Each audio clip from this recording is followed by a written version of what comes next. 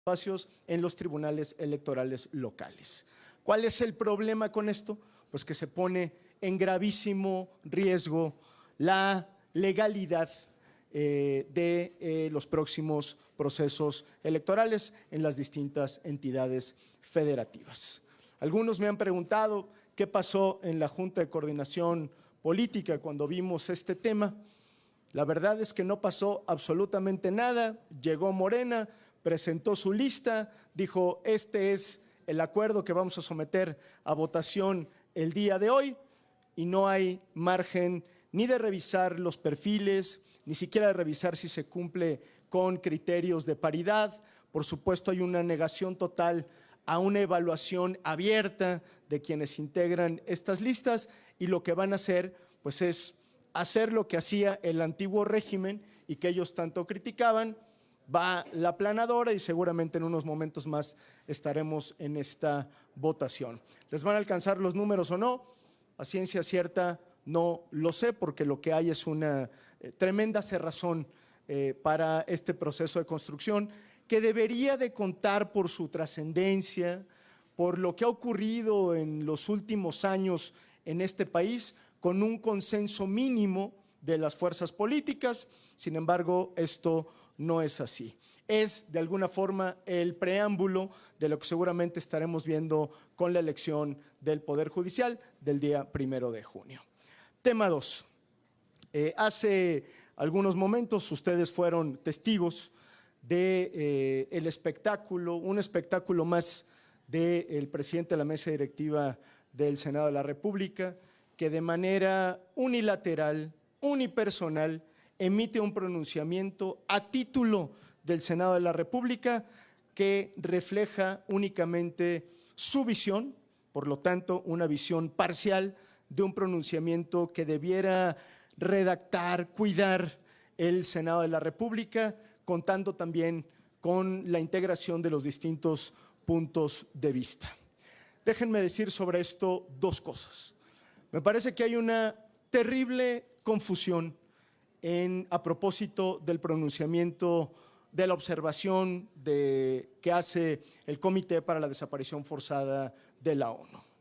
Cuando el Comité de Desaparición Forzada de la ONU se refiere al Estado mexicano, se refiere absolutamente a todos los integrantes del Estado mexicano, a la Presidencia de la República, a los gobernadores, a los presidentes municipales, al Poder Judicial, al Poder Legislativo, a las Fuerzas Armadas, etcétera, etcétera, etcétera. Y lo que hace el Comité de la ONU es justamente observar la presencia de un fenómeno histórico en este país. Si no hubiera desaparición forzada, ¿cómo llegaríamos a las cifras de desapariciones que hoy tenemos de manera escandalosa en este país? Por lo tanto, hay una primera confusión. Y a nosotros lo que nos hubiera gustado, y eso es lo que dijo tanto la senadora Amalia García como el senador Colosio, es que el Estado mexicano responda puntualmente la información que el Comité para las Desapariciones de la ONU le está solicitando. Eso es lo que procede. No podemos nosotros evadir la presencia de un fenómeno tan complejo y de la magnitud que tiene hoy el fenómeno de las desapariciones, sean forzadas o no, en el territorio mexicano. Y eso es algo que, lejos de esconderse, minimizarse, que en lugar de estar descalificando a quien hace esta observación, el gobierno mexicano, corrijo, el Estado mexicano en su conjunto debería colaborar. No es la manera de resolver este problema evitándolo, evadiéndolo o minimizándolo. Lo que hay que hacer es enfrentarlo con responsabilidad, con oportunidad y sin que se tome como un asunto personal. Yo escuché parte del debate, seguramente ustedes también, y en muchas ocasiones se hacía alusión a: díganme una sola desaparición forzada, imputable a la jefa del Estado mexicano o al expresidente López Obrador. Lo que está diciendo el Comité para la Desaparición Forzada no es imputable al presidente, al expresidente o a la presidenta. Es imputable al Estado mexicano, y el Estado mexicano no existe a partir de la llegada de Morena al poder. Es proceso histórico de larga data, de tal suerte que me parece que hay piel demasiado sensible y por lo tanto una ignorancia supina en lo que está observando el Comité para la Desaparición Forzada y que debería de procesarse por una instancia como el Senado mexicano de otra manera. Esos son los dos temas que me gustaría comentar con ustedes y estoy a sus órdenes para cualquier aclaración. Tenemos una pregunta, senador, de Andrea Becerril. Adelante, Andrea. Buenas tardes, senador. Buenas tardes. Es sobre el primer tema que trató. Adelante. Lo que se refiere a los magistrados electorales. Sí. A la Junta le llegaron como 986 nombres más o menos, ¿no?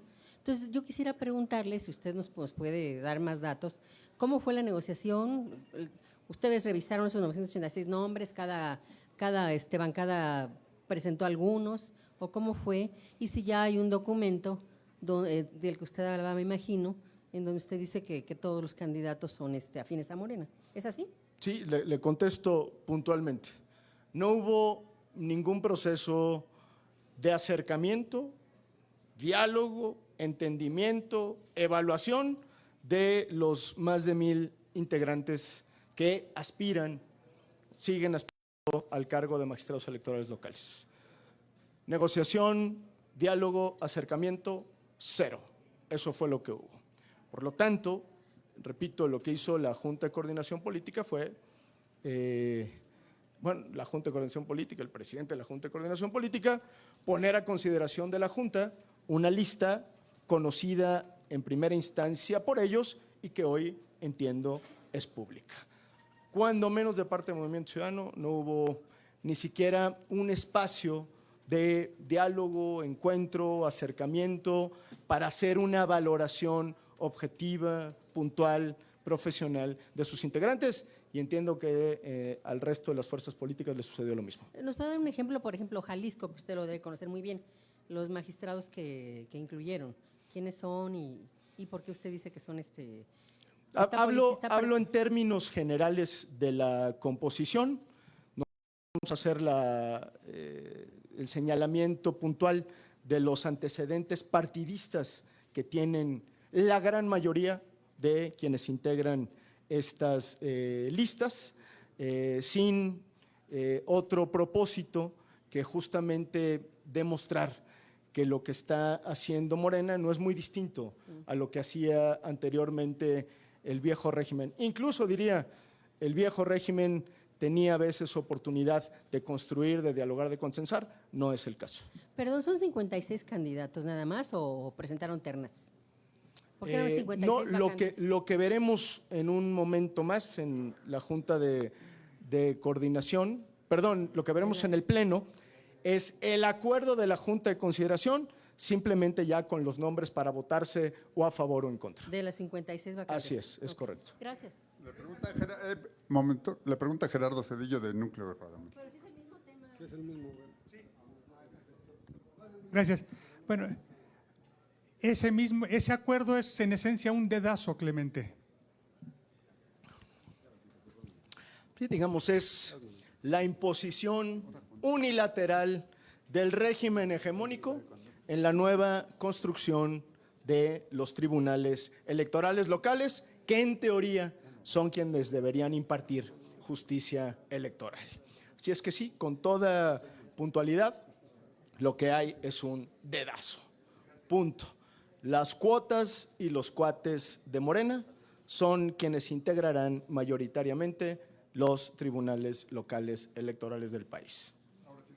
Sí, Gerardo Cedillo, de Radio 1000. Oiga, senador, preguntarle sobre el tema de las desapariciones forzadas y este acuerdo que pues acaban de aprobar en el Pleno, pidiendo la destitución del que pues hizo el informe y habló de esta, digamos, desaparición forzada permanente. El debate realmente, como usted decía, senador, pues parece que el gobierno lo que pretende hacer es decir que no hay desapariciones forzadas del Estado. Sin embargo, hace un instante aquí las madres buscadoras nos han ya narrado varios de los casos donde personal del Ejército o de las fuerzas federales o de organismos locales también de seguridad, pues fueron los que sacaron a sus hijos de sus viviendas, los desaparecieron o los levantaron. Entonces, negar esto, senador, pues verdaderamente resulta kafkiano. Yo creo que hay abundan los testimonios sobre la intervención de agentes del Estado mexicano, de agentes del Estado en los procesos de desaparición. Por eso se denomina desaparición forzada. Son imputables al titular del Ejecutivo, aunque el titular del Ejecutivo es el jefe del Estado mexicano. Pero cuando nos referimos a la desaparición forzada, nos estamos refiriendo a agentes del Estado o agentes que cuentan con la protección y el contubernio de agentes del Estado mexicano. ¿Qué quiero decir con esto? Que los testimonios de las madres buscadoras que señalan a las Fuerzas Armadas, pues las Fuerzas Armadas forman parte del Estado mexicano. Las policías locales, la Guardia Nacional forma parte del Estado mexicano. El Poder Ejecutivo, el Legislativo, el Judicial. De tal suerte que la imputación es generalizada. No sé por qué la insistencia de ponerse forzosamente el saco. No hay una imputación particular ni a la presidenta Claudia Sheinbaum, ni al expresidente López Obrador, ni a los expresidentes anteriores. Lo que es claro es, no puede haber una cifra de desaparecidos tan escandalosa si no es, por supuesto, con la colaboración, la complacencia del Estado mexicano en su conjunto. Por eso lo que importa en estos casos es primero, identificar el fenómeno, segundo, aceptar que ocurre, es una necedad no aceptarlo, y tercero, empezar a tomar las medidas consecuentes para evitar que el fenómeno siga y para evitar la no repetición. Negarlo, tratar de tapar el sol con un dedo, no solamente es una ingenuidad, es una irresponsabilidad en un momento tan crítico como el que evidentemente está viviendo México. Senador, buenas tardes a todos. En el tema de los magistrados, ya con esto que hoy se va a votar, vamos a ver quiénes van a ser sus magistrados de Morena. ¿Qué impacto va a tener a futuro estos ya nombramientos? Y en el otro tema, ¿el discurso de Noroña es de confrontación con la ONU? Sí, yo veo de confrontación, descalificación, cualquier tipo de adjetivo para tratar de rechazar una solicitud de información. Eso es lo que el Comité para la Desaparición, para evitar la desaparición de las Naciones Unidas, le está haciendo al Estado mexicano. Por cierto, no es la primera vez que lo hace. Y si nosotros estamos descalificando cualquier ejercicio de esta naturaleza, nos estamos equivocando. El fenómeno existe, es gravísimo, es el problema número uno del país y lo que no podemos hacer es evadirlo. Tenemos, en todo caso, que responder con mucha más seriedad, con tono republicano y no descalificando porque incomoda. Pues claro que incomoda, a nadie le gusta que le estén señalando sus errores o sus omisiones y hay que decirlo con todas sus letras. El Estado mexicano en su conjunto, durante los últimos años, quizá décadas, ha sido incapaz de enfrentar este fenómeno con eficiencia y eso hay que reconocerlo. Si no reconocemos eso, no vamos a resolver ningún problema. Pasando a la primera pregunta, la implicación es gravísima. Morena va a controlar los procesos electorales a partir de la captura de los tribunales electorales locales y seguramente lo que será la elección del día 1 de junio, la captura de las salas regionales del Tribunal Federal Electoral y ¿qué decimos de la sala superior? Que la mayoría de las veces, por no decir todas, está prácticamente subordinada a los intereses del poder político del país. Es decir, volvemos a la época de las elecciones de Estado.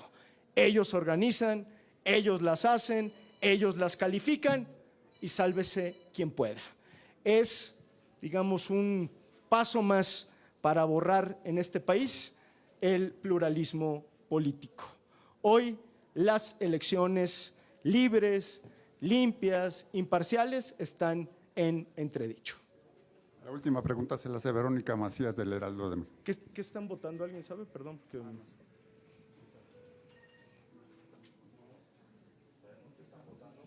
¿Alguien sabe que se está votando?